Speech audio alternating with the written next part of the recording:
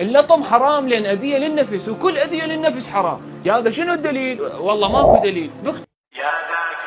يا ذاكر الأصحاب كن متأدبا واعرف عظيم منازل الأصحاب. هم صفوة رفعوا بصحبة أحمد وبذاك قد خصوا من الوهاب. يا ذاكر الأصحاب كن متأدبا واعرف عظيم منازل الأصحاب.